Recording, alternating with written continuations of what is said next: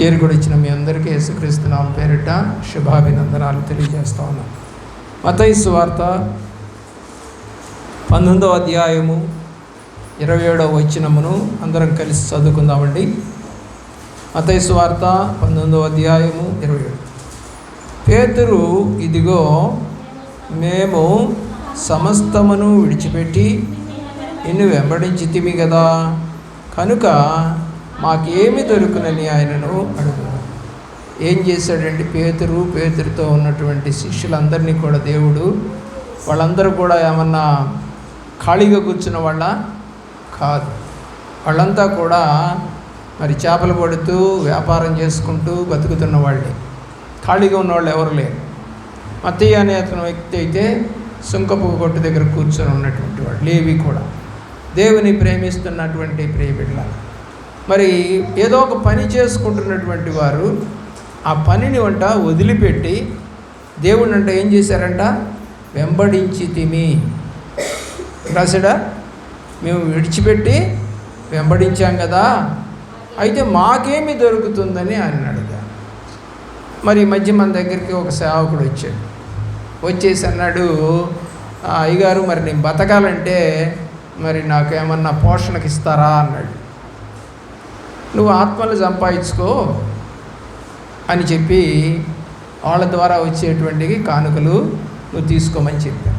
అదేంటి అయ్యగారు అన్నాడు, ప్రభుత్వం వాళ్ళు బంజరు భూములను చేసుకునే వాళ్ళకి ఇస్తారయ్యా, వాళ్ళు దున్నివ్వరు, వాళ్ళు ఇత్తనాలు ఇవ్వరు, వాళ్ళు నీళ్లు పెట్టరు, ఆ యొక్క బీడు భూమిలో ఉన్నటువంటి ఆ యొక్క చెట్లను వాటిని వాళ్ళేం పీకేయరు, భూమి ఇస్తారు, ఆ భూమిని దున్నుకో, పండించుకో, బతుకు అని అనేకమైన ప్రాంతాల్లో ఈ బంజరు భూములను ప్రజలకు ఇస్తూ ఉన్నారు. అలాగే స్థలాలు ఇస్తూ ఉన్నారు. ఆ స్థలం ఇచ్చిన తర్వాత కట్టుకోవాల్సిన బాధ్యత నీది. ఒక స్థలం నువ్వు కొనాలంటే ఒక 5 లేక 10 లక్షలు అవుతుంది. ఆ స్థలంలో నువ్వు ఇల్లు కట్టుకోవడానికి నీకు అవకాశం ఇచ్చింది. అంటే 5-10 లక్షలు నువ్వు కొనుక్కోలేవు కాబట్టి, ఇవ్వలేవు కాబట్టి కట్టుకోవడానికి ఏమన్నా ప్రయత్నం చేయి. నేను చాలాసార్లు చెప్పాను మీకు, నువ్వు 20,000 సంపాదిస్తున్నావా 10,000 సంపాదిస్తున్నావా అనేది ఎవరికి చెప్పనవసరం లేదు. నీవు ఎంత దాచిపెట్టగలిగావు అనేది చెప్పు. ఇతరులందరికీ కూడా నువ్వు బాగుగా కనపడుతున్నట్టుగా చెప్పు. ఇతరులందరూ కూడా నిన్ను చూసి వీళ్ళు కొద్ది జీతంలో కూడా ఎంత ఘనంగా బతుకుతున్నారని చూపించడానికి చెప్పు. అంతేగాని ఎప్పుడు చూసినా మాకేముందండి మా దగ్గర ఏముందండి అనకు. అలా అనేవాళ్ళు ఎవరు? బైబిల్లో మత్తయి సువార్త 6వ అధ్యాయము 30-31 వచనాల్లో దేవుడు మాట్లాడుతూ ఉన్నాడు. 28 నుంచి కూడా చెప్తాడు. ఏమనంటే, ఈ యొక్క లోకంలో ఏమి తిందుమా, ఏమి ధరించుకుందుమా, ఏమి తాగుదుమా అని మీరు అనుకుంటారు. అయితే మీరు నా రాజ్యాన్ని నీతిని వెతకండి, అవన్నీ మీకు లభిస్తాయి అని ప్రభువారు చెప్పారు. అయితే ఈ రోజున చాలామంది రాజ్యమును నీతిని వెతకడానికి రావటం లేదు ప్రభు దగ్గరికి. అది ఎప్పుడో ఒకప్పుడు జరిగింది. వాళ్ళు ఆశపడి సేవకు వచ్చారు, దేశాలు వదిలిపెట్టారు. మన గుంటూరుకు వచ్చినటువంటి సేవకుడు పేరు ఎవరికన్నా తెలుసా మీకు? ఈ గుంటూరులో మరి ఈ యొక్క క్రైస్తవత్వానికి బీజం వేసినటువంటి వ్యక్తి తెలుసా అండి ఎవరికన్నా? తెలియదు. ప్రియులరా, ఎందుకంటే 1842వ సంవత్సరంలో ఆయన ఇక్కడికి వచ్చి, ప్రియులరా మీరు ఆయన్ని ఒక సమాధి చూడాలి అనుకుంటే గుంటూరులో ఉన్న చందన బ్రదర్స్కి ఎదురుగా బ్యాప్టిస్ట్ చర్చ్ ఉంటుందండి. ఆ బ్యాప్టిస్ట్ చర్చిలో ఆయన యొక్క సమాధి మీకు ఇప్పటికీ కనపడుతుంది. ఎక్కడి నుంచి వచ్చాడు? వేరే దేశం నుండి ఇక్కడికి వచ్చి రాని భాష, మనదంతా తెలుగు భాష మాట్లాడటం అనేది నేర్చుకొని గుర్రం మీద తిరిగి, దాన్నే మనం ఇప్పుడు రింగ్ రోడ్ అంటున్నాం గుంటూరులో. రింగ్ రోడ్ అంటే హిందూ కాలేజీ నుంచి స్టార్ట్ అవుతుంది. అది స్టార్ట్ అయ్యి అటు బ్రిడ్జి మీదుగా వెళ్ళి కొరిటిపాడు మీదుగా అటు తిరిగి, దేవుని ప్రేమిస్తున్నటువంటి బ్రిడ్జారా మరలా అటు జేకేసీ కాలేజీ మీదుగా తిరిగి మరలా ఇటు బ్రిడ్జి మీదుగా మళ్ళీ హిందూ కాలేజీకి వెళ్ళిపోతుంది. దీన్ని రింగ్ రోడ్ అంటారు. అంటే గుంటూరు మొత్తాన్ని తిరిగినట్టు అవుతుంది. ప్రియులరా, అలాగ గుర్రం మీద తిరుగుతూ నలుగురు రోడ్డు మీద ఉన్న వాళ్ళని రక్షించాడండి. అడుక్కునే వాళ్ళు ఉంటారు కదా, వాళ్ళకు పోయి సువార్త చెప్పి రక్షించాడు. అలా కట్టబడినటువంటిదే ఆ యొక్క సంఘాలు. నలుగురు ప్రియులరా. మరి అలాగే పిల్లలకి చిన్న పిల్లలు ఉంటే వాళ్ళంతా రోడ్ల మీద ఆడుకుంటూ ఉండేవాళ్ళు. గుడిసెలు ఎక్కువ కదా ఈ ప్రాంతంలో. ఆడుకుంటూ ఉంటే వాళ్ళందరినీ సాయంకాలం కూడా చేరదీసి ఆ యొక్క స్ట్రీట్ లైట్ కింద కూర్చోబెట్టుకొని వాళ్ళకి తలా ఒక చాక్లెట్ ఇచ్చి దేవుడి గురించి చెప్పాడు. సండే స్కూల్ కూడా స్టార్ట్ చేశాడు ఆయన. కోటీశ్వరుడు అండి. మన దేశానికి వచ్చి ఒక బలహీనుల మధ్య బడుగు మధ్య పరిచయం చేసి సంఘాన్ని కట్టాడు. ఆ యొక్క సమాధి కూడా మన మధ్యనే ఉంది. హైడ్ గారని ఆయన పేరు. ప్రియులరా, ఎప్పుడైనా మీ మనసుకి అయ్యా ఈ గుంటూరు సువార్త తెచ్చిన ఆయన ఎవరో మాకు తెలియదు, కానీ మాకు నాయన రక్షణ ఇప్పించినందుకు నీకు స్తోత్రాలని ఏనాడన్నా ప్రార్థన చేసావా?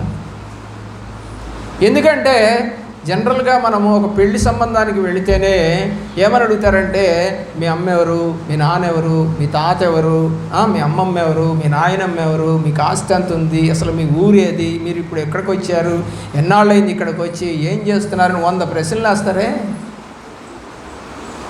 ఏది మామూలు ఒక పెళ్లి సంబంధానికి. మరి ఇప్పుడు గొర్రె పిల్ల పెళ్లి విందుకు వెళ్ళాల్సినటువంటి వారం మనం, ప్రభువుతో కలిసి ఉండవలసినటువంటి వారం మనం. మరి మనం ఎంతగా ఆశపడి నాయనా ఈ ఊరికి సువార్త తెచ్చింది ఎవరు, ఆ భక్తుడెవరు, అయ్యా ఏ దేశం నుండి వచ్చాడు, ఎంత శ్రమపడి ఉంటాడు. ఆ రోజుల్లో 1842వ సంవత్సరం అంటే 150 సంవత్సరాలు అవుతుందండి. 150 సంవత్సరాల క్రితం ఎలా ఉండేదో నీకు ఏమైనా ఐడియా ఉందా? ఏదీ లేదు. ఏసీ కాలేజీ లేదు, రైల్వే స్టేషన్ లేదు, హాస్పిటల్ లేదు, ఏమీ లేవు ఆ రోజుల్లో. బ్రిటిష్ వాళ్ళే పరిపాలన చేస్తున్నటువంటి రోజులై దేవుని యొక్క ప్రేమలో మరి అలాంటి దుర్భరమైనటువంటి జీవితాన్ని గడుపుతున్నటువంటి ఈ ప్రజల దగ్గరికి, రక్షణ లేని వాళ్ళ దగ్గరికి వచ్చి మరి ఆయన రక్షణ సువార్తను అందించి మరి లూథరన్ చర్చ్ అనేది కట్టారండి. చాలా చర్చిలు ఉంటాయి గుంటూరులో లూథరన్ వాళ్ళే. ప్రియులరా, ఆ రీతిగా ప్రవర్ధమానం చెంది వాళ్ళ ద్వారా మరికొంతమంది రక్షణ పొంది వాళ్ళు కూడా కొన్ని చర్చిలు పెట్టుకొని బ్యాప్టిస్ట్ సంఘానికి సంబంధించిన పితామహుడు ఒకతను వచ్చి అతను సంఘాన్ని స్థాపించాడు. ఆర్సీఎం వాళ్ళు వచ్చి స్థాపించారు. అందరూ కూడా వచ్చి ఈ యొక్క క్రైస్తవత్వాన్ని పెంపొందించి వాళ్ళకు అనుకూలంగా ఉన్న ప్రాంతాల్లో సేవలు చేసి ఆ స్థలాలు కొని, అంటే అప్పుడు ప్రభుత్వ ప్రకారంగా కొని మరి వాళ్ళు వెళ్ళిపోయి మరి ఎవరైతే దానికి అర్హులుగా ఉన్నారో, పెద్దలుగా ఉన్నారో వాళ్ళకి అప్పచెప్పి వాళ్ళు గతించిపోయారు, దేశం నుంచి వెళ్ళిపోయారు. వాళ్ళు ఏం ఆస్తి తీసుకెళ్ళలేదు, అమ్ముకొని ఆ డబ్బులు తీసుకెళ్ళేవాళ్ళు. కాబట్టి ఈ రోజున ఏమంటున్నాడు ఇప్పుడు పేతురు, మేము సమస్తము విడిచిపెట్టి నిన్ను వెంబడించాం కదా, మరి మాకేంటి, మాకేం లాభం? చాలామంది దేవుడి దగ్గరికి లాభం కొరకే వస్తారనేది నా ఉద్దేశం, నేను కాదులేండి. ఎందుకంటే నేనేదో నాకు ఉద్యోగం లేదనో, చదువు లేదనో, ఇల్లు లేదనో, వాకిల్ లేదనో, వివాహం కాలేదనో, పిల్లలు లేరనో నాకైతే మాత్రం లేదు. అన్నీ ఇచ్చిన తర్వాత నేను ప్రభువుని వెంబడించాను. లేనప్పుడు వెంబడించలేదు. నాకు ఇది లేదే, నాకు ఇస్తే నిన్ను వెంబడిస్తానని నేను అడగల. నేను ఒకటే కోరాను, ప్రభువా నన్ను ఎందుకు పిలుస్తున్నావో నాకు తెలియదు, మరి వచ్చిన తర్వాత మరి నీకు సంబంధించినటువంటి బిడ్డలుగా మారడానికి కొన్ని ఆత్మలైనా నాకు దయచేయదేవా అన్న. అంతే నేను కోరింది. నాకు వచ్చే వాళ్ళ దగ్గర నుంచి డబ్బులు ఇయ్యి, వాళ్ళు నన్ను మెచ్చుకునేటట్టు చెయ్యి, గొప్పగా మందిరం కట్టుకునేటట్టు చేయమని నేను అడగలేదు. ప్రభు ఎంత ఇస్తే అంతే తీసుకున్నాను. ఆయన ఏం చెప్తే అదే చేయడం నేను చేయడం జరిగింది.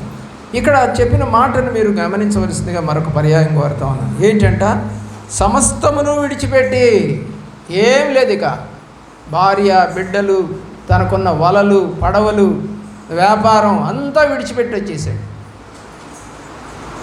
ఎవరన్నా అలాగ ఉన్నారంటే కొంతమంది ఉన్నారు. అలాగా సమస్తాన్ని విడిచిపెట్టి ప్రభు కొరకే జీవించిన వాళ్ళు. మరి ఏసన్న గారు కూడా అన్నీ విడిచిపెట్టి ఈ గుంటూరు వచ్చి మరి గుంటూరు ప్రాంతంలో నిడిముక్కలు అనే ప్రాంతంలో ఆయన సేవ చేసి మరి అనారోగ్యంగా ఉన్నటువంటి వ్యక్తి ఆయన. ఆ అనారోగ్యంలోనే రాజదూత అనేటువంటి బండి ఉండేది ఆయనకి. ఆ బండి మీద తిరుగుతూ సంఘం లేదు, ఇంటింటికి తిరిగి సువార్త చేశాడు. అలాగ చేస్తే వాళ్ళందరిలో కొంతమందికి రక్షణ వచ్చింది, కొంతమందికి స్వస్థతలు వచ్చాయి. ఆ రీతిగా వాళ్ళందరూ అడిగారు, మనం ఒక సంఘం పెట్టుకుంటే బాగుంటుంది, ఒక చోట కూర్చొని ప్రార్థన చేసుకోవడానికి అన్నప్పుడు ఆ నిడిముక్కల్లో ఆయన స్టార్ట్ చేశారు. ప్రియులరా, అలాగా చేయబడినటువంటి ఆ సంఘం శారదా కాలనీలో మార్చారు. శారదా కాలనీలో కొన్నాళ్ళు ఉన్నారు. ఇప్పటికీ ఉంది ఆ యొక్క శారదా కాలనీలో ఆయన సంఘము. ప్రియులరా, ఆ తర్వాత ఆ సంఘానికి వచ్చేటువంటి ఒక వ్యక్తి మరి నిడిముక్కల గ్రామానికి పోతూ గుంటూరు నుండి మరి యూరినల్స్ కోసమని ఇప్పుడున్నటువంటి గోరంట్ల చర్చి ఉన్నటువంటి ప్రాంతంలో ఆయన యూరినల్స్ చేస్తూ ఉంటే ఆయన యూరినల్స్ చేస్తూ కూడా అన్నాడంట, దేవా ఇలాంటి స్థలం మాకుంటే ఎంతగా నిన్ను ఆరాధించగలుగుతామో అని అడిగాడట. ఈ మాట ఆ పక్కన అతను కూడా విన్నాడు. అతను ఒక ఆఫీసర్ రక్షణ పొందాడు. అన్నాడంట, అయ్యా ఈ యొక్క స్థలం అంతా నాదే, మీకు కావాలంటే తీసుకోండి అన్నాడు. ప్రియులరా, 25 ఎకరాల స్థలం. దేవుని యొక్క ప్రేమలో ఊరికే దేవుడిలో మనసులో అనుకున్నాడంట. దానియేలు గారు కూడా ఎల్ఎఫ్ సంఘాన్ని స్థాపించిన దానియేలు గారికి కూడా ఆయన రైల్లో వెళ్తున్నప్పుడు రైల్వే స్టేషన్లో ఆగుతూ ఉంటుంది. చిన్న చిన్న స్టేషన్లు ఉంటాయి కదండి. ప్యాసింజర్లో ఆగినప్పుడల్లా ఆ కిటికీ దగ్గర కూర్చొని ఆ గ్రామంకి వెళ్ళి చూసి, ప్రభువా ఈ గ్రామం నాకు ఇవ్వవా అని అడిగేవాడట. ఎలాంటి సేవ అండి వాళ్ళది, ఎలాంటి మార్పు అండి వాళ్ళ జీవితాల్లో. మరి వాళ్ళకి అనుబంధాలు కలిగినటువంటి బంధువులు లేరా అంటే ఉన్నారు, వాళ్ళకి ఉన్నారు, వీళ్ళకి ఉన్నారు. కానీ అన్నిటినీ విడిచిపెట్టి దానియేలు గారు మెడ్రాస్ వెళ్ళిపోయారు, ఉద్యోగాన్ని వదిలిపెట్టి. ఈయన ఇల్లు వదిలిపెట్టి గుంటూరు వచ్చి ఉన్నాడు. ఇద్దరు కూడా వర్ధిల్లిన వారే. ప్రియులరా, మరి మనం దేన్ని విడిచిపెట్టాం? ఏమన్నా మనకున్నటువంటి కొంచెం ఆస్తిని ఏమన్నా దేవుడికి ఇవ్వగలుగుతామా? మేము ఆ యొక్క మాచర్ల ప్రాంతంలో చనిపోయింది ఆమె నాగేంద్రం గారు. ఆమె యొక్క ప్రాంతంలో మేము సువార్త చేసాం. అక్కడ కనీసం ఒక 3-4 సంవత్సరాలు కోటాలు పెట్టాం. అప్పుడు రైల్లో ప్రయాణం చేస్తున్నటువంటి ఒక అతను, పెందెకొస్తు వాళ్ళు ఉన్నారు, వీళ్ళు మాట్లాడుకుంటున్నారు. వీళ్ళు అన్యులు ఏదో బాగలేక ఆయన్ని తీసుకొని పోతున్నారు. అప్పుడు ఏమైందమ్మా అని ఊరికి మాట వరుసగా అడిగి ఆయన ప్రార్థన చేశాడట. చేస్తే అతనికి బాగుపడితే అన్నాడంట, అయ్యా మాచర్లో నాకు స్థలం ఉంది, మీరు సంఘం కట్టుకోండి అన్నాడట. ఎవడిస్తాడండి? ఎవడిస్తాడు చెప్పండి? ఈ రోజున గజం స్థలం ఇవ్వటానికే తనకలాడిపోతున్నటువంటి మనుషులం మనం. దేవుని వైపు చూడండి. మరి ఇప్పుడు ఇతను ఇక్కడ అన్నీ వదిలిపెట్టి వచ్చాం, అన్నీ ఓడిపోయాం. మేము భూమి మీద అన్నీ కూడా వదిలిపెట్టేసాం, ఏమి లేము. మా దగ్గర ఏం లేదు. ఎవరు అడిగినా కూడా ఇల్లు లేదు, వాకిల్ లేదు, ఎవరికి సంబంధం లేదు. చూడండి, అపోస్తలుల కార్యగ్రంథము 3వ అధ్యాయము 3వ వచనం. పేతురును యోహానును దేవాలయంలో ప్రవేశింపబోయినప్పుడు వాడు చూసి భిక్షమడుగగా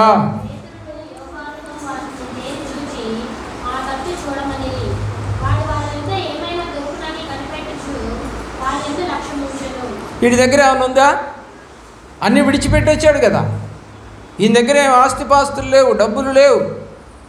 అప్పుడు అతను అడుగుతున్నాడు, వాని కుడి చెయ్యి పట్టుకొని లేవనెత్తెను. వెంటనే వాడి పాదములు చీలమండలు బలము పొందెను. వాడు దిగ్గున లేచి నిలిచి నడుచుచు గంతులు వేయించు దేవుని స్తుతించుచు వారితో కూడా దేవాలయంలోనికి వెళ్ళాను. ప్రియులరా, ఈ మాటలో మనం పైన చదువుకున్నాము 6వ వచనంలో, పేతురు వెండి బంగారములు నా వద్ద లేవు. మరి ఆయన పిలిచినప్పుడు సమస్తాన్ని విడిచిపెట్టి వచ్చానని చెప్పాడు కదా. అంటే భూమి మీద అన్నీ కోల్పోయి అన్నాడు కదా. మరి ఇప్పుడు ఏమంటున్నాడు? నా దగ్గర అయితే వెండి బంగారాలు లేవు నాయనా, కాబట్టి నజరేయుడైన యేసు నేను ఏదైతే కలిగి ఉన్నానో దేవుడు ఏమి ఇచ్చాడు అతనికి? మత్తయి సువార్త 10వ అధ్యాయము 1వ వచనంలోనికి వెళ్ళండి. మత్తయి సువార్త 10వ అధ్యాయము 1వ వచనంలో 12 మంది శిష్యులను పిలిచి అపవిత్రాత్మలను వెళ్ళగొట్టుటకును, ప్రతి విధమైన రోగమును, ప్రతి విధమైన వ్యాధిని స్వస్థపరచుటకును వారికి అధికారం ఇచ్చాడు. డబ్బులు ఇచ్చాడా? ఇల్లు కట్టుకోమని ఏమన్నా ఇల్లు ఇచ్చాడా? అయ్యా ఈ డబ్బులు తీసుకెళ్ళి గుడ్డలు కొనుక్కోండి అని ఇచ్చాడా? లేదు. ఏమి ఇచ్చాడంట? దేవుడు స్వస్థపరిచేటువంటి ఆత్మను వాళ్ళకి ఇచ్చాడు. మరి మనం దేవుడి దగ్గరికి వస్తా ఉన్నాం, మరి ఏం సంపాదించుకుంటున్నాం? చాలామంది అడిగేది ఒకటే, ప్రభువా అయ్యా మా అమ్మాయికి పెళ్ళేటట్టు చెయ్యి, మా అబ్బాయికి ఉద్యోగం వచ్చేట్టు చెయ్యి, మాకు ఆరోగ్యం వచ్చేటట్టు చెయ్యి, మాకు ఇంటి కోసమని మా పేరు రాసుకున్నారు ఇల్లు వచ్చేటట్టు చెయ్యి. ఇయే కదండి అడుగుతుంది. దేవుడిలోకి వచ్చి నీవు భూ సంబంధమైనవి అడుగుతున్నావు తప్ప పర సంబంధమైనవి దేన్ని అడగట్లేదు నువ్వు. ప్రభువా నాకు ఆత్మని, వాక్యం చదివే ఆత్మని, పాటలు పాడే ఆత్మని, పరిచర్య చేసే ఆత్మని, పరిశుద్ధాత్మ ద్వారా ప్రవచనాలు చెప్పే ఆత్మను మాకు దయచేయి ప్రభువా. అనేకులకు అయ్యా నేను విన్నటువంటి వాక్యాన్ని ఇందాక ఏమై ప్రార్థన చేసినట్టుగా మరి ఇతరులకు చెప్పే భాగ్యం దయచేయి. ఏది ప్రార్థన చేస్తూ ఉండొచ్చు, కానీ నువ్వు చెప్తున్నావా అంటే నీ నోటితో ఉచ్చరిస్తున్నావు కానీ క్రియారూపకంగా లేదు. యాకోబు పత్రిక 2వ అధ్యాయం 14వ వచనం చూడండి. యాకోబు పత్రిక 2వ అధ్యాయము 14వ వచనంలో క్రియలు లేని విశ్వాసము మృతము, చచ్చిపోయింది. నువ్వు రక్షణ పొందానని చెప్పడమే కానీ నీలో దేవుని యొక్క క్రియలు కొంచెం కూడా లేవు, కొంచెం కూడా లేవు. నీ పక్కింటి వాళ్ళకి, నీ ఇంటి వాళ్ళకి, నీ కుటుంబంలోని వారికి కూడా నువ్వు చెప్పలేకపోతున్నావు అంటే నీవు దేవుని యొక్క రక్షణను పొందుకున్నట్టా లేదా? మనం ఒక చదువుకున్నాం అనుకోండి, ఎవరన్నా వచ్చి అమ్మాయి ఇంగ్లీష్లో ఉన్న చదువు అంటే చదువుతావా లేదా?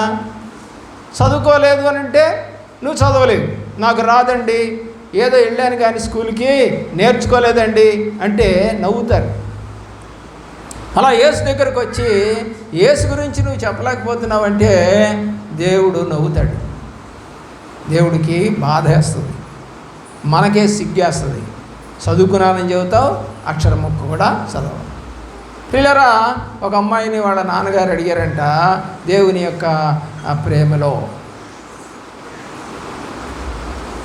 ఇంగ్లీషు మాటని వాడి ఆయన ఆ అమ్మాయిని అడిగాడంట. ఆ అమ్మాయి మరి బీటెక్ ఏదో చదువుతా ఉంది. దేవుని యొక్క ప్రేమలో మనమైతే ఆలోచన చేస్తూ ఉంటాం. ఆ అమ్మాయి టక్కున తెలుగులో సమాధానం చెప్పింది. దేవుని యొక్క ప్రేమను గ్రహిస్తున్నటువంటి ప్రియ బిడ్డలారా, నాకు తెలియదు అనే మాట ఇంగ్లీష్లో వాళ్ళ నాన్నగారు ఆ అమ్మాయిని అడిగారు. వాళ్ళ అమ్మకి చదువులేదు. వెంటనే నాకు తెలియదు అన్నందుకు ఈ అమ్మాయిని కొట్టుద్ది. ఏంటి కాలేజీకి వెళ్తున్నావు, ఒక్క మాట ఇంగ్లీష్ మాట అడిగితే నాకు తెలియదు అంటావా అని కొట్టుద్ది. కొట్టుదంటే దాని అర్థం అదేనమ్మా అని ఉంటుంది. చూడండి ఎలా ఉందో. మనం కూడా అలాగనే ఉంటాం. ఇంట్లో చదువుకునే వాళ్ళు అందరూ ఉంటేనేమో అందరికీ అర్థమవుతుంది. లేదనుకోండి, అందుకని కొంతమంది పిల్లలు ఏం చేస్తారండి, చదువుకున్నటువంటి పిల్లలు వాళ్ళ యొక్క ఫ్రెండ్స్ తోటి ఇంగ్లీష్లో చాటింగ్ చేస్తూ ఉంటారు, ఇంగ్లీష్లో మాట్లాడుతూ ఉంటారు. అంటే మనకు అర్థం కాకుండా ఉండాలని, తెలియకుండా ఉండాలని వాళ్ళు చేస్తూ ఉంటారు. కానీ పేతురుకి ఇచ్చినటువంటి ఆత్మ, చదువుకున్నావు కదా మత్తయి సువార్త 10:1లో, ఆ ఆత్మ ఇప్పుడు ఎక్కడ పనిచేస్తూ ఉంది చెప్పండి. అపోస్తలుల కార్య గ్రంథము 3వ అధ్యాయంలో ఆయన దానికి పదును పెట్టాడు. ఏమని చెప్తా ఉన్నాడు చెప్పండి. దేవుని యొక్క ప్రేమలో ప్రియులరా, అతను అంటున్నటువంటి మాటను మనం జ్ఞాపకం చేసుకుంటే, వెండి బంగారములు నా దగ్గర లేవు కానీ నాకు కలిగినదే నీకు. ఏం కలిగి ఉన్నాడు? స్వస్థతావరాన్ని కలిగి ఉన్నాడు. మరి దేవుడి దగ్గరికి వచ్చేటప్పుడు ఏం చెప్తున్నాడు? నేను అన్నీ విడిచిపెట్టి వచ్చాను కదా, మాకేంటి అన్నాడు. ఆ ఏంటో ఇక్కడ నీకు అర్థమవుతుంది. ఏం జరుగుతుందండి? ఆ యొక్క వ్యక్తిని, ఎన్నాళ్ళ నుంచో కుంటివాడిగా ఉన్నటువంటి ఆ వ్యక్తిని పట్టుకొని లేవనెత్తి అతన్ని స్వస్థపరిచిన సంగతి మనము చూస్తూ ఉన్నాం. ఇప్పుడు దేవుళ్ళో గెలిచాడా, లోకంలో ఓడిపోయాడా? దేవుళ్ళో గెలిచాడు, లోకంలో అయితే ఓడిపోయాడు. ఏమని? వీడికున్న ఆ యొక్క చేపలు పట్టేది పోగొట్టుకున్నాడు, పడవను పోగొట్టుకున్నాడు, మరి పెళ్ళాం బిడ్డలను చూడకుండా యేసు వెంబడి తిరుగుతున్నాడు, ఎన్నో మాటలు అన్నారు అతన్ని. కానీ ఏం పొందుకున్నాడో మనం చూసాం. ఒక వ్యక్తిని బాగు చేయడానికి ఒక డాక్టర్ ఆపరేషన్ చేయాలంటాడు. ఆపరేషన్ చేస్తే వస్తాయా? రావు. ఏం వేస్తాడు? రాడ్లు వేస్తాడు లోపల. ఇక్కడ రాడ్లు ఏం వేయలే, అయినా వేసాడా? ఏమేలా? ఏమన్నాడు? ఒకే ఒక మాట, యేసుక్రీస్తు నామమున లేచి నడువయ్యా అన్నాడు. లేచి దిగ్గును లేచి వాడు పరిగెడతా ఉన్నట్టుగా మనం చూస్తూ ఉన్నాం. మంచిదండి. రెండవ వ్యక్తిని మనం చూద్దాం. ఆదికాండము 32వ అధ్యాయము, కొంచెం బిగ్గరగా చదవండి, 22, 23 వచ్చినారు. ఆదికాండం 32వ అధ్యాయం 22, 23 వచ్చినవలు. ఆ రాత్రి అతడు లేచి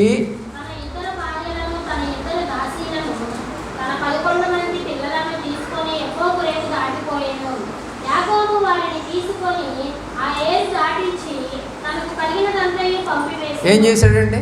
ఎంతో ఆస్తిపరుడు, చాలా సంపాదించుకున్నాడు మామగారి దగ్గర ఉన్నప్పుడు. మరి అలాగే ఇద్దరు భార్యలు, వారి యొక్క దాసీలు, ఇంకొక ఇద్దరు భార్యలు, 4 భార్యలతో కలిపి ఇప్పుడు ఎంతమంది పిల్లలు పుట్టారంట? దేవుని ప్రేమిస్తున్నటువంటి ప్రియబిడ్డల 11 మంది పిల్లలు పుట్టారు. ఇంకోటి పుట్టలా, ఇంకా తర్వాత పుడతాడు. ఇప్పుడు రాహేలుకి కుమారుడు తర్వాత పుడతాడు. చచ్చిపోద్ది, అప్పుడు పుట్టి చచ్చిపోద్దా అంటున్నటువంటి మాట, కలిగినదంతయు పంపివేశా. ఏం లేదు నా దగ్గర. ఇప్పుడు భూ సంబంధంగా అతను ఓడిపోయాడు. పెళ్ళాం బిడ్డలను వదిలేసి, అలాగే ఆస్తిని వదిలేసి, ఆ యొక్క గొర్రెలు మేకలను వదిలేసి ఒక్కడుగా ఉన్నాడు. ఏంటండి? దేవుని ప్రేమిస్తున్న ప్రియబిడ్డల కూర్చోమ్మా. దేవుని ప్రేమిస్తున్న ప్రియబిడ్డలారా, ఏం జరుగుతుంది చెప్పండి? ఒక్కడుగా మిగిలిపోయాడు. అంతటినీ వదిలేశాడు.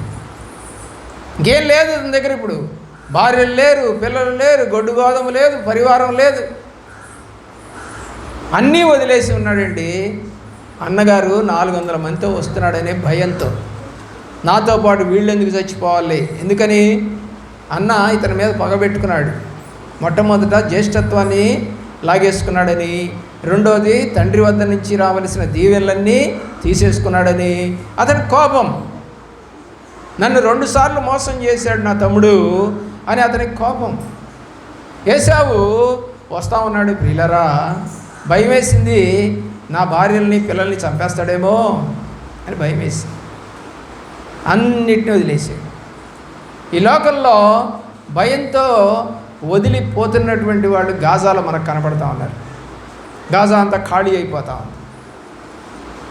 22 లక్షల మంది ప్రజలు వెళ్ళిపోయారు.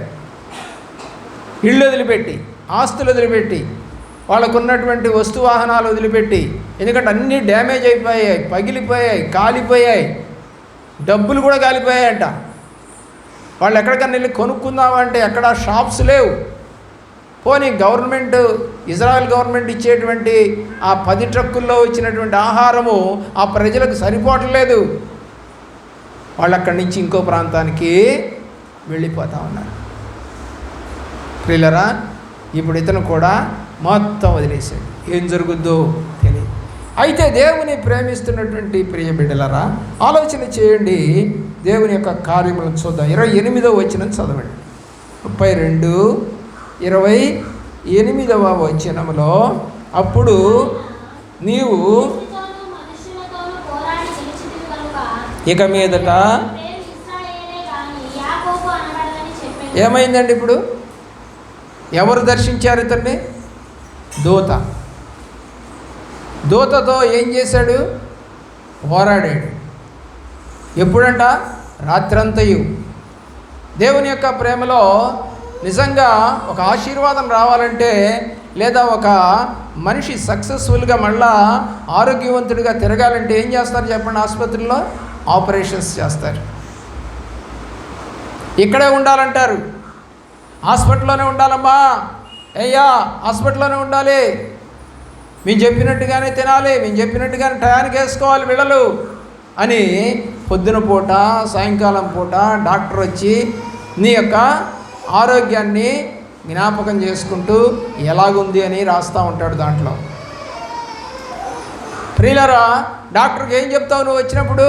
అయ్యా నువ్వు చెప్పినట్టే వేసుకుంటున్నానయ్యా, నువ్వు చెప్పినట్టే తింటున్నానయ్యా, ఎక్కడికి వెళ్ళట్లేదయ్యా, ఫోన్ చూడట్లేదయ్యా, ఎవరు వచ్చినా కూడా మాట్లాడట్లేదయ్యా, నువ్వు చెప్పావు కదయ్యా. ఎప్పుడు బాగుపడ్డావు? డాక్టర్ గారు చెప్పినప్పుడు నువ్వు నడిచినప్పుడు.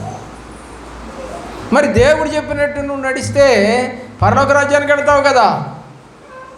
అంటే ఈ భూమి మీద బతకడమే నీకు ఒక డాక్టర్ చెప్తే వింటున్నావే, మరి పరలోకమందున్న దేవుడు నీతో చెప్తున్నాడే, నువ్వు ఇలా నడుచుకో, నువ్వు ఇలా ఉండు అని చెప్తున్నాడే.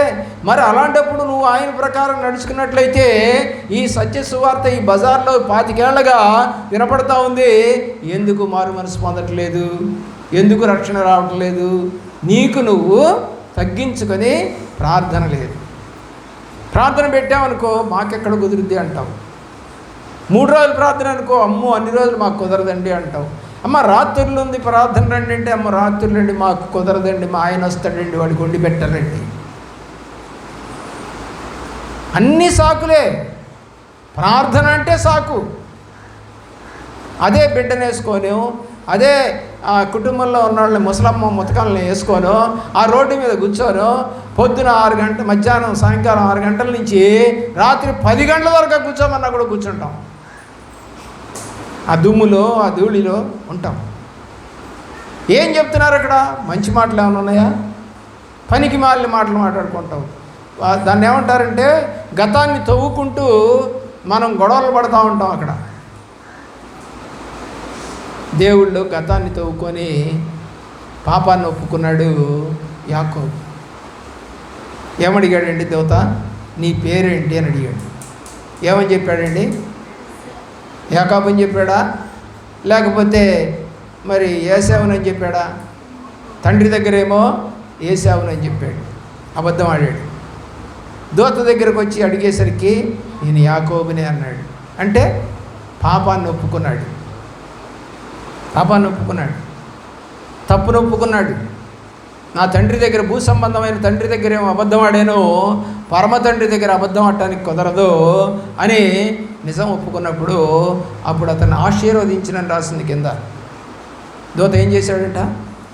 అతన్ని ఆశీర్వదించి నీ పేరిక ఇశ్రాయేలే కానీ యాకోబు కాదు అని చెప్పాడు. ప్రియులారా, భూమి మీద ఉన్నవన్నీ కోల్పోయాడు, పంపించేశాడు మొత్తాన్ని, సమస్తాన్ని. కానీ ఏం పొందుకున్నాడు? ఇశ్రాయేలు అనే పేరు పొందుకున్నాడు. ఇశ్రాయేలు అంటే దేవునితో పోరాడి గెలుచువాడు అని అర్థం. ఇప్పుడు దాకా కూడా ఎప్పుడో 6000 సంవత్సరాల క్రితం జరిగిన సంఘటన ఇది. ఈ 6000 సంవత్సరాలుగా కూడా వాళ్ళని ఏమని పిలుస్తున్నాం మనం? ఇశ్రాయేలీలే. పేరు పోయిందా? లేదు. ఎందుకు పోయిందంటే, ఎందుకు పోతుంది అని అంటే, ఒక అమ్మాయి ఒక ఇంటి పేరు కలిగినటువంటి ఒక కుటుంబంలో పుట్టింది. ఆ అమ్మాయి ఏం చేసిందంటే వాళ్ళ బంధువుల్లో అబ్బాయిని కాకుండా ఎవరినో లవ్వాడి పెళ్లి చేసుకుంది. ఏమవుద్ది ఇప్పుడు చెప్పండి?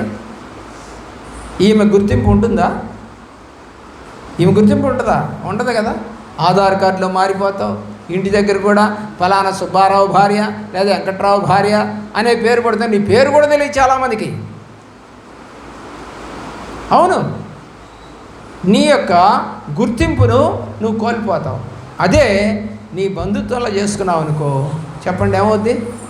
మనవాళ్ళే, ఆ అత్తగారు లేరు, ఆ అత్తగారు కొడుకునే మా అమ్మాయికి ఇచ్చింది, ఎంత గొప్ప చెప్పుకుంటావు? 100 మందికి 200 మందికి ఎంతమందికి ఏం చెప్పుకుంటావు? ఎందుకని? మా వాళ్ళే. మరి యేసు కూడా అట్లా అనుకోడా? వీళ్ళంతా నా వాళ్ళే, ఫలానా సంఘంలో రక్షణ పొందిన వారే, ఫలానా ఊర్లో రక్షణ పొందిన వారే, వీళ్ళు నా వాళ్ళే అని అంటాడు. నువ్వు నిజంగా రక్షణ పొందింటే, ఏ ఊళ్ళో రక్షణ పొందినా, నిజంగా యేసుప్రభు నామములో బాప్తిజం తీసుకుంటే, రోమాపత్రిక 6వ అధ్యాయంలో ప్రకారంగా క్రీస్తు యేసులోనికి కనుక నువ్వు బాప్తిజం తీసుకుంటే, నీవు ఎక్కడికి వెళ్ళినా కూడా నిన్ను మళ్ళా బాప్తిజం తీసుకోమని అడగరు, బల్లారాధన తీసుకోమని అడుగుతారు తప్ప మళ్ళా బాప్తిజం తీసుకోమని అడగరు. నిన్ను మళ్ళా పెళ్లి చేయరు, మళ్ళా ప్రదానం చేయరు, అయిపోయింది ఒకసారి. కాబట్టి దేవుని యొక్క ప్రేమలో జ్ఞాపకం చేసుకో. యాకోబు భూ సంబంధంగా అన్నీ విడిచిపెట్టాడు, పర సంబంధంగా అన్నీ సంపాదించుకున్నాడు. ఓడిపోయిన వాళ్ళ కనపడ్డాడు, కానీ గెలిచాడు. నేటి వరకు ఇశ్రాయేలు మన మధ్య ఉన్నది. దేవునికి స్తోత్రం కలుగును గాక. ప్రియులారా, అపోస్తుల కార్యగ్రంథం 14వ అధ్యాయం 19వ వచనం. అపోస్తుల కార్యగ్రంథము 14వ అధ్యాయము 19వ వచనం. అంతియొకయ నుండి ఈకొనియ నుండి పక్షముగా చేసుకొని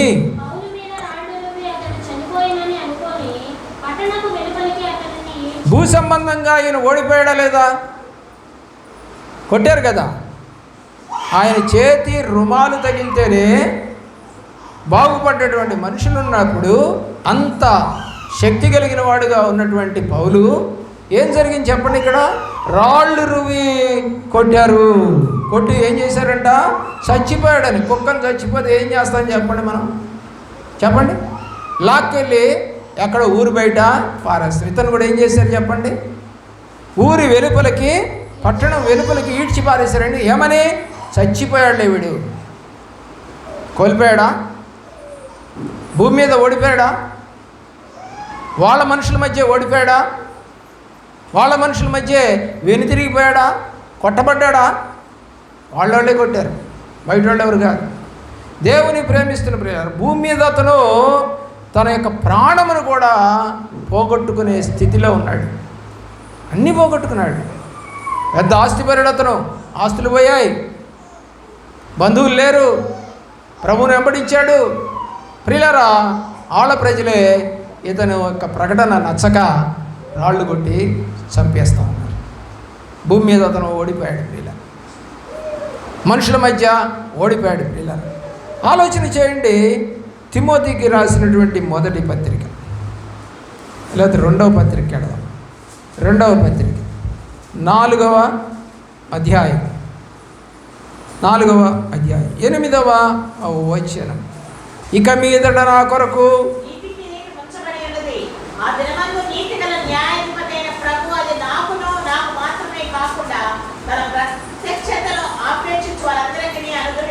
ఏమని చెప్తున్నాడండి? ఇందాక ఏమైంది? రాళ్ళు తీసుకొని కొట్టి చచ్చిపోయాడని పారేశారు, ఊరి బయట పారేశారు. ఇప్పుడు ఏమంటున్నాడు ఇతను? నా కొరకు ఏముందంటున్నాడు? నీతి కిరీటం. ఏం సంపాదించుకున్నాడు? భూ సంబంధంగా సంపాదించుకోవాలా, పర సంబంధంగా ఒక కిరీటాన్ని సంపాదించుకున్నాడు. ఆలోచన చేసావు ఎప్పుడన్నా? నువ్వు అనుకోవచ్చు, నేను ఒక 4 ఇళ్ళు కొనుక్కుంటే నన్ను అందరూ మెచ్చుకుంటారు, నాకు 4 పిల్లలు పుడితే వాళ్ళందరూ ఉద్యోగాలు చేసుకుంటూ మంచి మంచిగా దేశాల్లో ఉంటే నా తల్లిగా నన్ను తండ్రిగా మెచ్చుకుంటారు అని అనుకుంటున్నావా? చాలామంది అనుకునేది అదే. ఏమని చెబుతారు చెప్పండి? మా అబ్బాయి అమెరికాలో ఉన్నాడు, మా అమ్మాయి ఆస్ట్రేలియాలో ఉంది, మా అల్లుడు కెనడాలో ఉన్నాడు, మరొకడు టర్కీలో ఉన్నాడు, మరొకడు మరొక దేశంలో ఉన్నాడని గొప్పలు చెప్పుకుంటాడు. అంతా విన్న తర్వాత అతని స్నేహితుడు అన్నాడంట, అరే నీకు బాగా లేకపోతే చూడటానికి వచ్చిన వాడెవడరా అన్నాడట. 4 కొడుకుల్లో 4 కోడళ్ళలో వాడు పుట్టిన మనవళ్ళలో ఎవరైనా నీ దగ్గరకు వచ్చారా? అమ్మ ఎత్తుకొని కాస్త డీడి తిప్పు. దేవుని ప్రేమిస్తున్న ప్రియ బిడ్డలారా, గమనిస్తున్నాను, అర్థమవుతుందా నీకు? ఎవరు వచ్చారు? చివరికి స్నేహితుడే ఆదుకొని ఆసుపత్రిలో చేర్చి ఫోన్ చేస్తే, అంకుల్ ఏమనుకోవద్దు, రావడానికి కుదరట్లేదు, మీకు నేను ఫోన్పేలో డబ్బులు పంపుతున్నాను, ఒక 10 లక్షలు పంపుతున్నాను, మా నాన్నగారిని చూసుకోండి అన్నాడట. ఏం పంపుతాడంట? డబ్బులు పంపుతాడట. ఎవరు చూసుకోవాలంట? మీరే చూసుకోండి అన్నాడు. అరే తండ్రిగా కొడుకుగా నీకు బాధ్యత లేదా అని అడిగాడంట ఆయన. బాధ్యత ఉంది అంకుల్, అందుకనే డబ్బులు పంపిస్తుంది అన్నాడట. అరే, మీ నాన్నకు వచ్చినటువంటి రోగము డబ్బులతో తీర్చేది కాదురా. మీ నాన్నకు వచ్చిన రోగము ఏదో ఆసుపత్రిలో చేరిస్తే ఆపరేషన్ చేస్తే బాగుపడే రోగం కాదురా. ఆయనకు వచ్చింది మానసిక రోగం. నా పిల్లలు ఎవరు రావట్లేదు, ఏమండి, నా మనవాళ్ళు ఎవరు రావట్లేదు, నా కోడళ్ళు ఎవరు రావట్లేదు, వాళ్ళు రిచ్గా బతుకుతున్నారు, కోట్ల రూపాయలతో ఆస్తులు కొనుక్కున్నారే అని చెప్పుకున్నాడు ఒకప్పుడు ఆరోగ్యంగా ఉన్నప్పుడు. కానీ ఇప్పుడు ఏడుస్తూ ఉన్నాడు. ఏం సంపాదించుకుంటున్నావు? నేను ఒక పల్లెటూరులో ఒక గుడిసెలో బతుకుతున్నటువంటి ఆమె దగ్గరికి వెళ్ళి ప్రార్థన చేసా ఒకరోజు. ఎక్కడ? నందిగామ తాలూకాలో పొక్కునూరు అనే ఊర్లో. ఆమె అడిగింది, అయ్యా మా ఇంటికి వస్తారా అంటే, ఎందుకు రానమ్మా, వస్తాను, మాది పూరీలయ్యా. అయితే అమ్మా, నువ్వు దేవుని పెట్టావు కదా, చర్చికి వచ్చావు, ఇప్పుడు దాకా పాటలు పాడావు, పరిచయం చేసావు, నాకు కూడా పరిచయం చేసి పెట్టావు, పాస్టర్ గారు ఏదో వండి పెడతా ఇన్ని నువ్వే నాకు వడ్డించి పెట్టావు, అన్నీ చేసావు కదా. అయినా కానీ నువ్వు ఎవరైనా రోడ్డు మీద పోతూ నా ఇంటికి వచ్చి ప్రార్థన చేయమన్నా చేస్తాను, నాకు చర్చికి వచ్చేవాళ్ళని రాని వాళ్ళని ఏముండదమ్మా అన్న. అయ్యా, చాలామంది పాస్టర్లను అడిగితే మాకు కుదరదయ్యా, ఈసారి వస్తాంలే అని వెళ్ళిపోయారయ్యా. అమ్మా, నాకు ఆ సంగతి తెలియదు, నేను ఏ సేవకుడితో నేను పోల్చుకోను, నాకు అవసరం లేదు అని ఇంటికి వెళ్ళానండి. ఇంటికి వెళితే దరిదాపు 10-12 మంది ఉన్నారండి ఇంట్లో. ఈమె పెద్ద ఆమెకి 3 పిల్లలంట, 3 పిల్లలకి పెళ్ళిళ్ళు అయిపోయినాయి అంట. ప్రతి ఆదివారం అంట అమ్మని చూడటానికి వస్తారంట. హల్లెలూయా. ప్రతి ఆదివారం వాళ్ళ అమ్మని చూడటానికి వస్తారంట. అందరూ కలిసి చర్చికి వస్తారంట. ప్రియులారా, ఆ కుటుంబం ఒకటి వస్తేనే 12 మంది వస్తారు. ఎంత సంతోషంగా ఉంటుందో పాస్టర్ గారికి. ఈరోజు నీ భర్త రాడు, నీ కొడుకు రాడు, నీ కూతురు రాదు, నీ అల్లుడు రాడు, నీ మనవడు రాడు. ఎందుకండి ఇంకా రక్షణ ఇది? ఆ చిన్న గుడిసెలో 12 మంది చక్కగా పిల్లలు ఆడుకుంటూ గెంతులేస్తూ అమ్మమ్మ మీద పడుతూ నాయన తాతయ్య మీద పడుతూ వాళ్ళు ఏదేవో చెప్పుకుంటూ, ఆయనకి చేతనైంది ఏముంది, ఏదో 10 రూపాయలు ఇచ్చేదో కొనుక్కోమంటాడు అంతే. కోట్లు లక్షలే ఇవ్వడు. కానీ వాళ్ళు ఎంత సంతోషంగా ఉండి చివరికి వెళ్ళబోయేటప్పుడు ఏడుస్తూ పోతున్నారట. ఇంకొక కొంతమంది మన వాళ్ళు అయితే, బాయ్ మా అమ్మ, మేము మళ్ళీ వచ్చే వారం వస్తాం. సంతోషం ఎక్కడుందండి? డబ్బులనా? డబ్బులో సంతోషం ఉందని నువ్వు అనుకుంటున్నావేమో. నేను కూడా అలాగే ఒక చిన్న కుటుంబంలో పుట్టినవాడు. మా ఇంట్లో 7 ఉండేవాడు.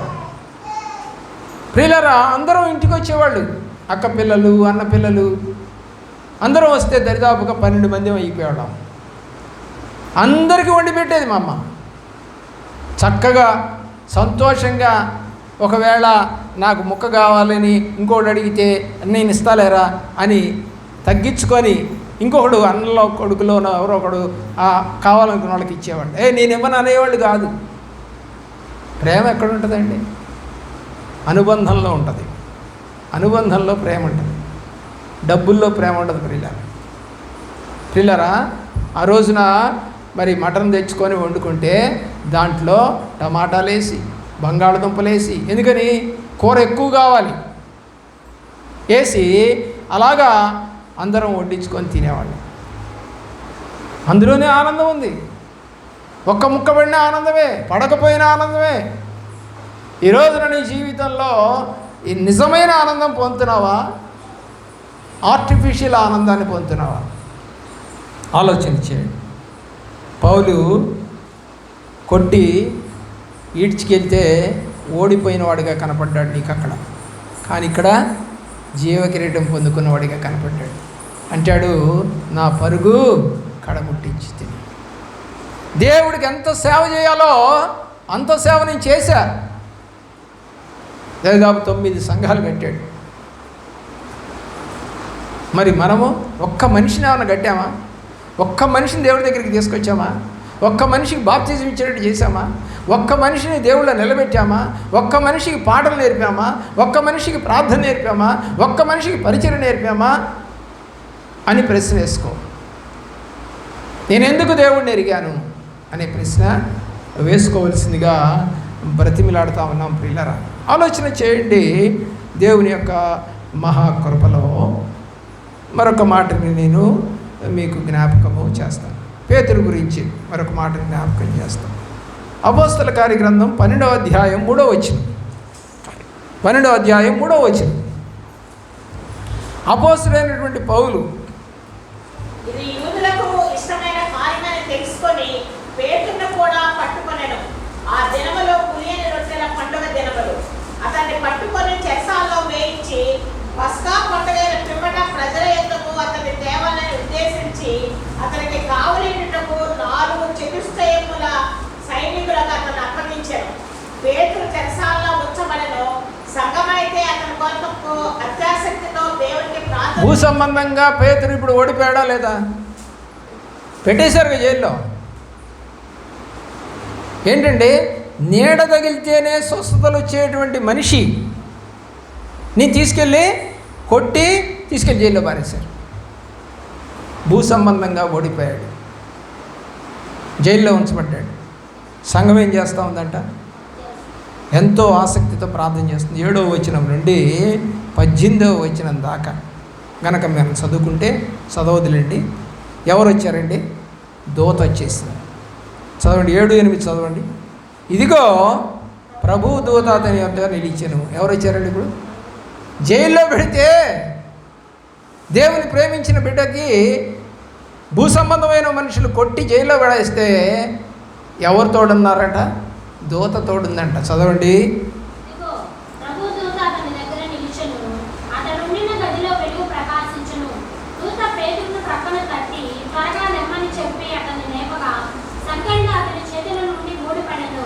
అప్పుడు దూత అతనితో నీవు నడుము కట్టుకొని చెప్పులు తొడుక్కొనుమనెను.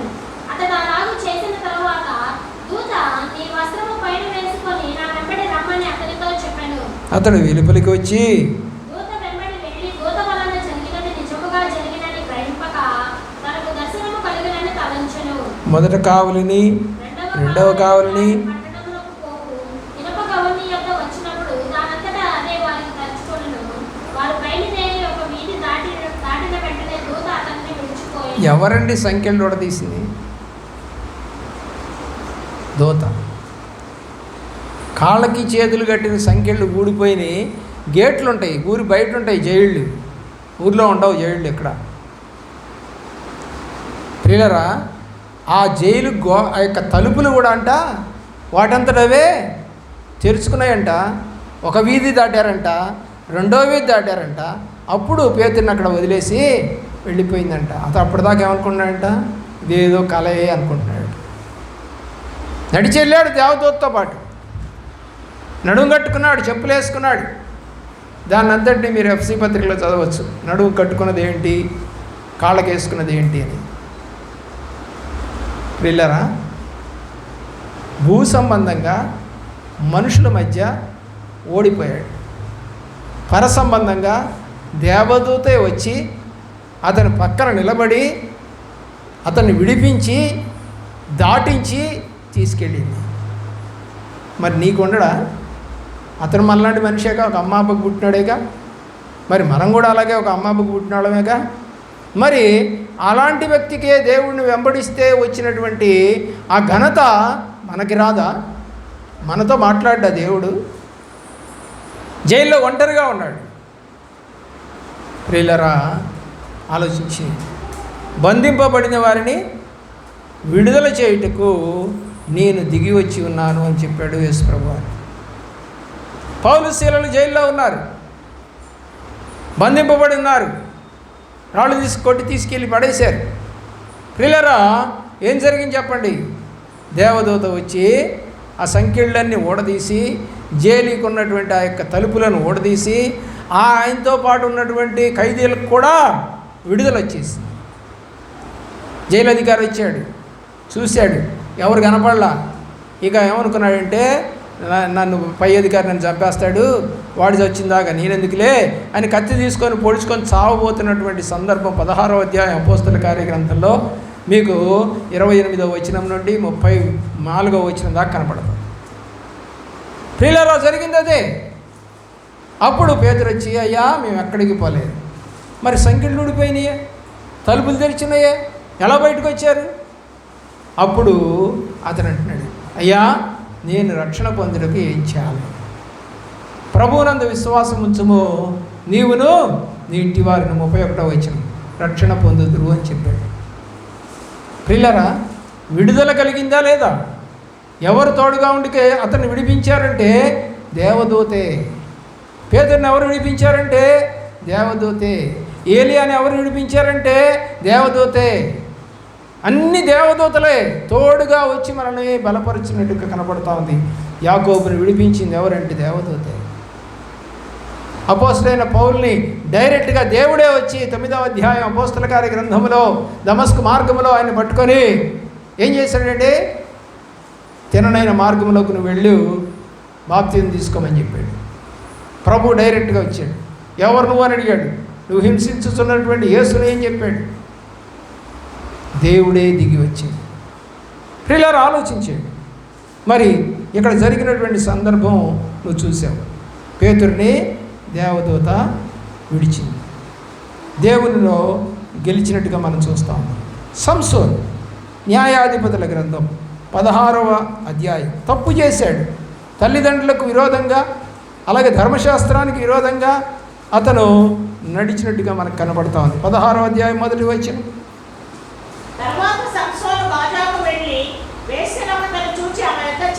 ఎక్కడికి వెళ్ళాడండి? ఎవరండి ఇతను? నాజీర్. నాజీర్ అంటే దేవుని కొరకు వాడబడేటువంటి ఒక మనిషి. నాజీర్ అంటే దేవుడికి తప్ప ఇంక భూ సంబంధంగా ఏమి ఉండకూడదు. అది కాకుండా తన వాళ్ళని కాకుండా, అంటే రక్షణ లేని వారిని కాకుండా ఎవరిని వివాహం చేసుకోకూడదు. మూడోది వేశ్య. వేశ్య అంటే మీ అందరికీ తెలుసు, ఒకళ్ళతో ఉండదు, ఎంతమంది అయినా తిరుగుతుంది. అలాంటి అమ్మాయి చాలా బాగుందంట. వీడికి ఎక్కడికి వెళ్ళాడు? బాగా ఉందంటే అమ్మాయి. అంతకుముందు ఒక పెళ్లి సంబంధం చూశారు. సరే, పెళ్లి సంబంధం చూసి ఇంటికి వచ్చాడు. మళ్ళీ తిరిగి ఆ పెళ్లి సంబంధం ఇచ్చేటువంటి మామగారి దగ్గరికి వెళితే వీళ్ళ ఫ్రెండ్స్లోనే ఒకడిని ఆ అమ్మాయికి ఇచ్చేవాడు పెళ్లి చేసేస్తాడు. కోపం వస్తుంది. కోపం వచ్చి ఆ పరిస్థితుల్లో ఈ అమ్మాయి దగ్గరికి వస్తాడు. పోనీ ధర్మశాస్త్రం మర్చిపోయావా? అమ్మా నాన్నలు మర్చిపోయావా? రక్షణ లేని పిల్ల కదా. ఫిలిస్తీన్లు అంటే రక్షణ లేని వారు. మరి అలాంటి పిల్లని ఎలా వెళ్ళావు? పోనీ దాంట్లో వేసే మళ్ళా ఏమన్నా నార్మల్గా బతుకుతున్న పిల్ల కాదు కదా.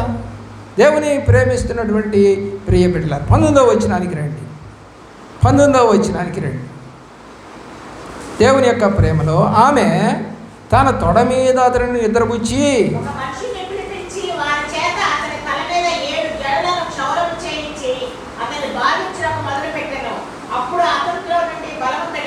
ఏమైంది? దేవుడిచ్చిన బలం పోయింది, దేవుడిచ్చిన శక్తి పోయింది. ఎక్కడ పడుకున్నాడంట? వేశ్య తొడ మీద పడుకున్నాడంట. సిగ్గుమాలినాడు కాదు, సిగ్గుమాలినాడు కాదు. ఏమండి, దేవుడి చేత ప్రతిష్ఠించబడి 16వ అధ్యాయం 1వ వచనంలో మనకు కనపడుతుంది. అలాగే 14వ అధ్యాయం 1వ వచనంలో మనకు కనపడుతుంది. ఏమండి, ఇతన్ని నేను నాజీరుగా చేసి ఉన్నానని దేవుడు దూత వచ్చి తల్లిదండ్రులకు చెప్పుద్ది. అతను ద్రాక్షరసం తాగకూడదు, సచ్చిన దాన్ని ముట్టుకోకూడదు, అన్యుల దగ్గరికి వెళ్ళకూడదు అని కండిషన్స్ పెట్టి దూత చెప్తే వినకుండా ఇష్టం వచ్చినట్టుగా తిరిగి తల్లిదండ్రులకు అవమానం, దేశానికి అవమానం తెచ్చిపెట్టాడు. ప్రియులారా, ఆలోచన చేయండి. మరి ఆమె ఏం చేసిందంటే ఇతనిలో ఉన్నటువంటి బల రహస్యమును తెలుసుకుంది. ముచ్చగిస్తారు కదండి, వెళ్ళాం దగ్గర ఒళ్ళో పడుకుంటే వాడు ఒప్పుకోడండి, ఎక్కడో పోయి పడుకున్నాడండి. బుద్ధి లేనాడు కాదు. ఏం చేసినావా? ఏమండి, మీ బలం ఎక్కడో చెప్పరా, మీ బలం ఎక్కడో చెప్పరా, 3 సార్లు నన్ను మోసం చేస్తేవి కదా సంసోనా, నేనంటే నీకు ఇష్టం లేదా అని అడిగిందంట. ఈ విషయము అక్కడ రాయబడింది. ఏమని చెప్తున్నాడు? 17వ వచనం. అప్పుడు అతడు తన అభిప్రాయమును ఆమెకు తెలియజేసెను.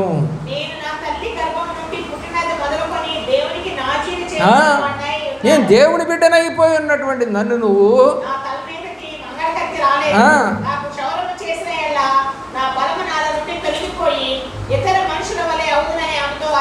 చెప్పేశాడండి, రహస్యం చెప్పేశాడండి. ఎక్కడండి? చాలామంది రహస్యాలు బయట పెట్టేదంతా కూడా వేసల దగ్గరే. ఈ మధ్య నాకు క్లిప్పింగ్ పెట్టారు. ఎవరో ఒక అతని దగ్గరికి ఒక స్పై అంటే గూఢచారిని పంపుతారు, స్త్రీని. ఆమె భలే అందంగా ఉంటుంది. వీడు ప్రత్యర్థిని చూసి వెంబడిస్తే వాడు అడుగుతాడు. సరే, ఇద్దరు కలిసి హోటల్ రూమ్కి వెళ్తారు. ఆ హోటల్ రూమ్కి వెళ్ళిన తర్వాత ఇతనికి ఒక కాల్ వస్తుంది. అంటే ఇతను ఇక్కడ ఉన్న రహస్యం అతను వాళ్ళకి తెలియదు. ఆ కాల్ మాట్లాడడానికి బయటికి వెళ్తాడు. ఈలోపు ఏం చేస్తాడంటే ఆ అమ్మాయి ఆ యొక్క బాక్స్లో ఉన్నటువంటి డాక్యుమెంట్స్ అన్నింటినీ కూడా తన దగ్గర ఉన్నటువంటి ఒక స్పై కెమెరా ద్వారా మొత్తం ఫోటోలు తీసేసి మళ్ళా వాడు 5 నిమిషాల్లో తిరిగి వచ్చేలోపు మొత్తం పెట్టేస్తుంది. అయిపోయింది వాడి జీవితం. వాడు అనుకున్నాడు, ఒక అందమైన పిల్లని నేను చేశాను కదా, తోడు తెచ్చుకున్నాను కదా అనుకున్నాడు వాడు. కానీ అందంగా కొట్టేసింది. తీసుకెళ్ళే రహస్యాన్నంతా అక్కడ యజమానుడికి ఇచ్చేసింది. వాడు వీడి పని పెట్టి వీడిని పట్టుకొని సాగొట్టారు. వేసలు చేసే పనులన్నీ దేవుని ప్రేమిస్తున్నారు.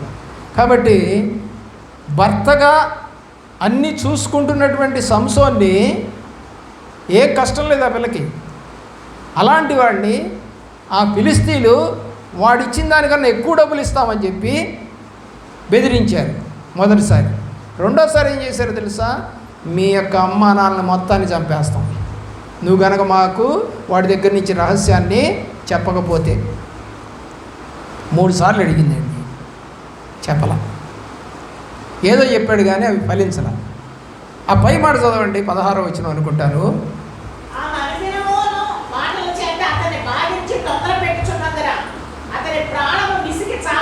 3 సార్లు చెప్పాడు, జరగలేదు.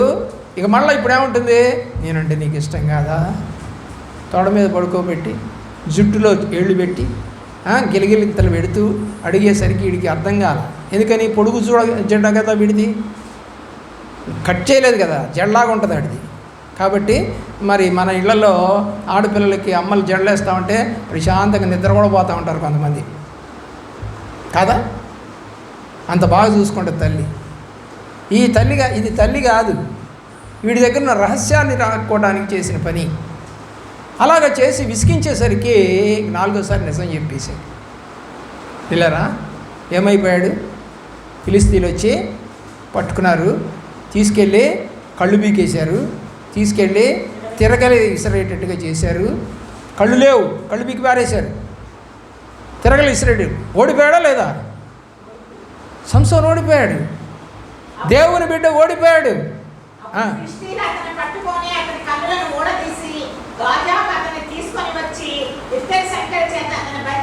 ఇప్పుడు మనం చెప్పుకునే గాజా అంటే అదే. ఇప్పుడు యుద్ధం జరుగుతుందని చెప్పుకున్నామే, అదే గాజా. ఏమైపోయాడు? కళ్ళు కనపట్ల, చూసేది ఏం లేదు.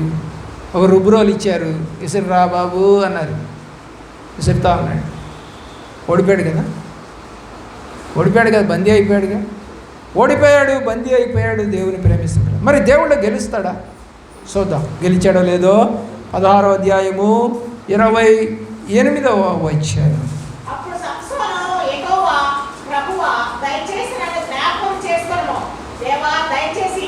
ఈ మాట యొక్క అర్థం మీకు తెలుసా? తన పాపాన్ని ఒప్పుకున్నాడు. నేను చేసిన తప్పే, ఇప్పుడన్నా ఒక్కసారి నన్ను జ్ఞాపకం చేసుకో.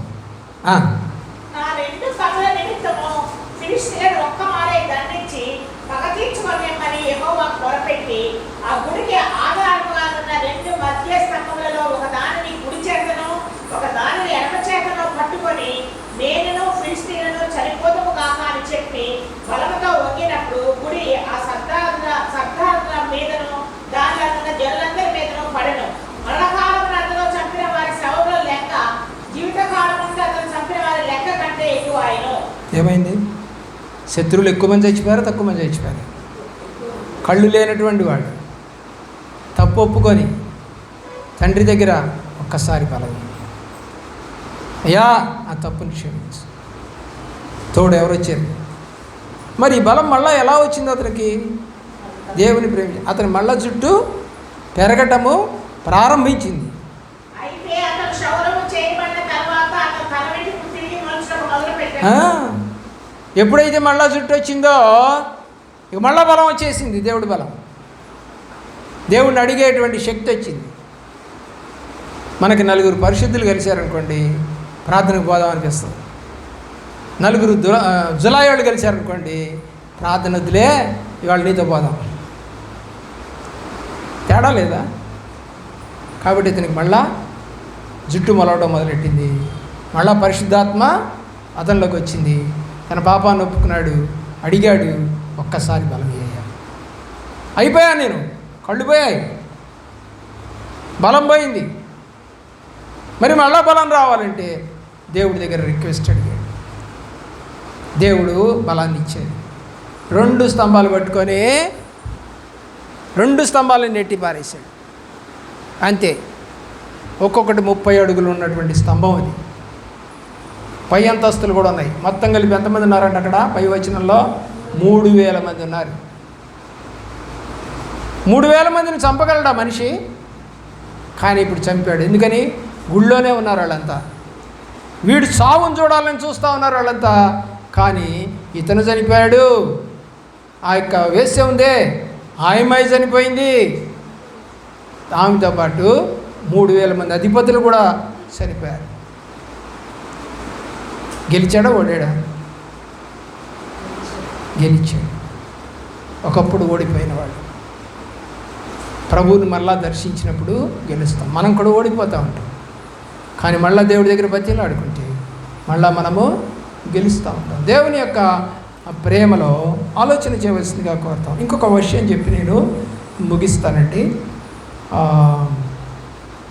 దానియేలు గ్రంథం 3వ అధ్యాయం 16వ వచనం. దానియేలు గ్రంథం 3వ అధ్యాయం 16వ వచనం.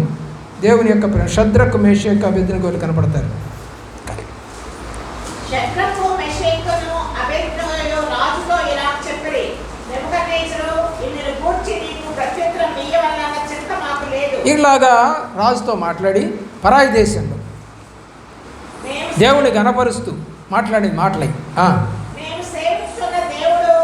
మండుచున్న వేడిమి గల ఈ అగ్నిగుండములో నుండి మమ్మను రప్పించి రక్షించడానికి సమర్థుడు.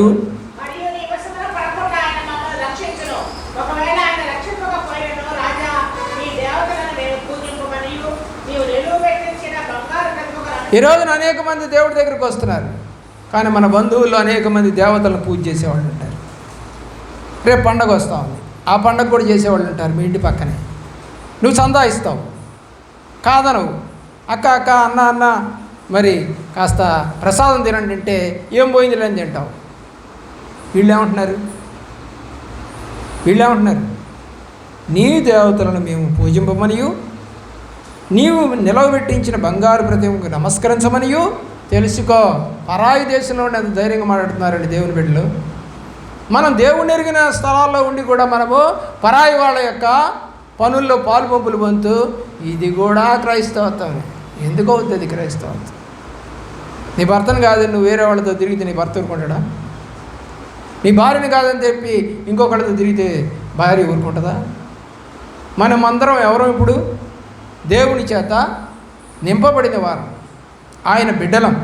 యోహాను రాసిన సువార్త 1వ అధ్యాయం 14వ వచనంలో ఎందరూ దేవుడిని ఎరిగి ఉన్నారో వారంతా నా యొక్క కుమారులు కుమార్తెలు అని రాశాడు. 1:14 యోహాను రాసిన సువార్త.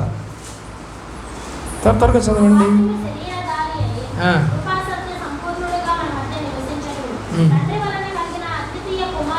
12 చదవం.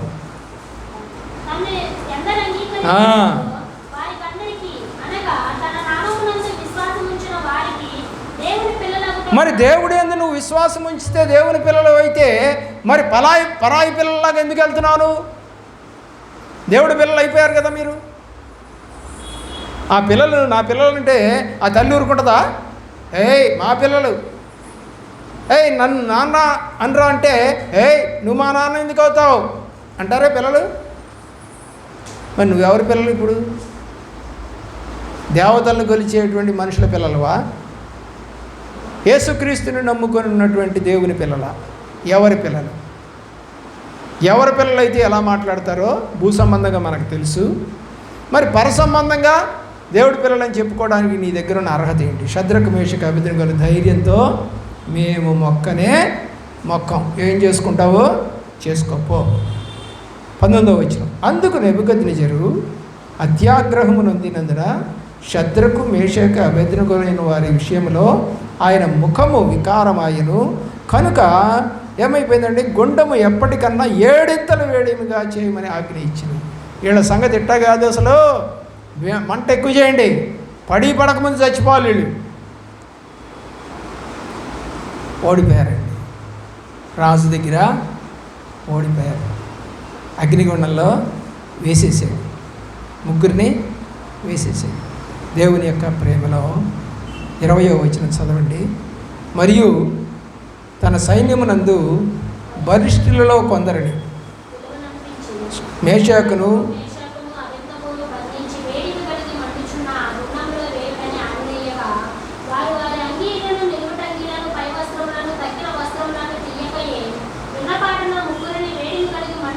ఉన్న పాటను పడేశారండి. దాంట్లో ముగ్గురు ఏకీభవించారు. స్నేహితులు వీళ్ళంతా, దానియేలు వీళ్ళంతా. లోక సంబంధంగా ఒక రాజు చేతిలో ఓడిపోయినట్టు కనపడుతుంది. ప్రియులారా, దేవుని యొక్క ప్రేమలో ఆలోచించేయండి. 23వ వచనము. శద్రకు మేషకు అబేద్నెగోను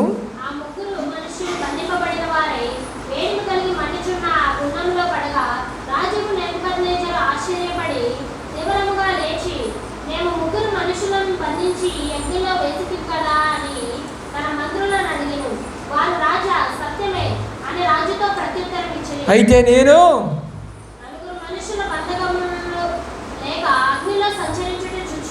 ఏంటంట, పిల్లలు ఆడుకుంటుంటారు చూడండి, రింగా రోజు సరే, అలా ముగ్గురు ప్లస్ ఇంకొక ఆయన ఉన్నాడంట, 4వ ఆయన, చేతులు పట్టుకొని ఆడుకుంటున్నారంట. చదవమ్మా.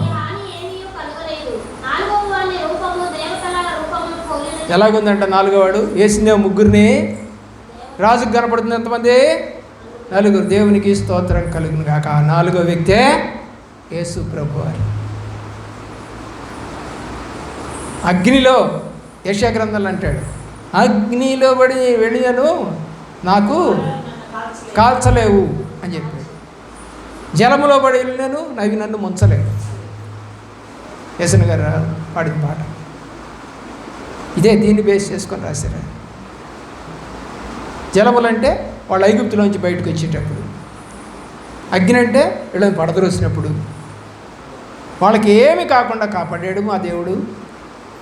కాబట్టి ముగ్గురు ఉండాల్సిన వాళ్ళు ఇక్కడ 4 కనపడతా ఉన్నారు. ఏంటిది అని చెప్పి నిజంగా అగ్నిలో పడేసిన వాడిని ఎవరన్నా పిలిస్తే పలుకుతారండి? పలకరా? చూడండి ఏమవుతుందో. కిందకి రండి. దేవుని భాగంలో నెబుకద్నెజరు శద్రకు మేషకు 28వ వచనం.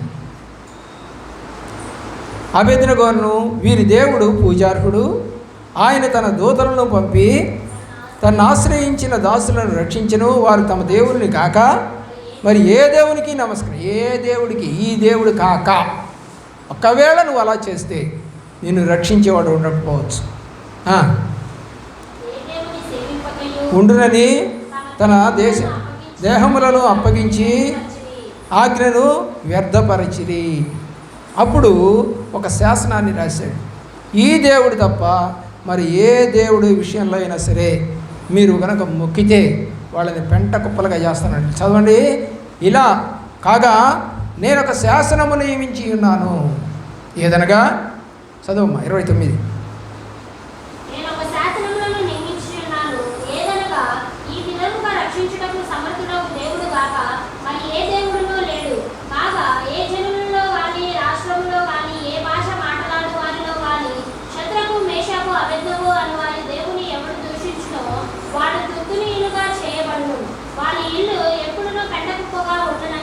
దేవుని ప్రేమించిన పిల్లరా, ఈ మాట పాత నిబంధనలో యేసు ప్రభువారు లేదా యెహోవా దేవుడు మోషేతో చెప్పాడు.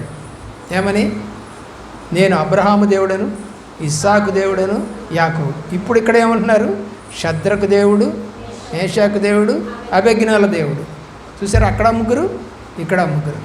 అక్కడ ముగ్గురు వాళ్ళంతా కూడా ప్రభువులో నడిపించి మంచిగా నడిపించినట్టుగా బైబిల్ చెప్పుకుంటున్నాడు, తానే చెప్పుకున్నాడు.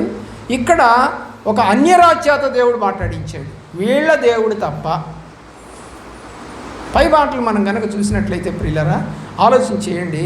వాళ్ళకంట అగ్నివాసన కూడా అంటలేదండి.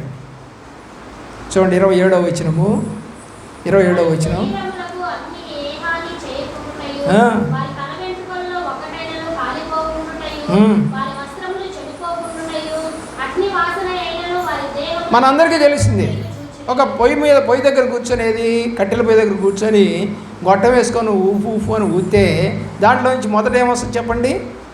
పొగ వస్తుంది. పొగ చూరిందంటాం ఇల్లు. మా ఇల్లు పొగ చూరేయి ఆ రోజుల్లో. అంటే వంటగది ఉన్న చోట ఆ యొక్క తాటాకులు గోళ్ళన్నీ ఎలాగైతే నల్లగైపోయాయి, పొగ చూరిపోతాయి. అలాగే గుడ్డలు ఉన్నాయనుకోండి, ఈ గుడ్డలకు కూడా ఈ పొగ తగిలి మనం కనుక వేసుకుంటే ఆ పొగ చూరిన వాసనే వస్తుంది. ఏం రాలేదంట? అగ్నిలో వేస్తే వాసన కూడా రాలేదంట.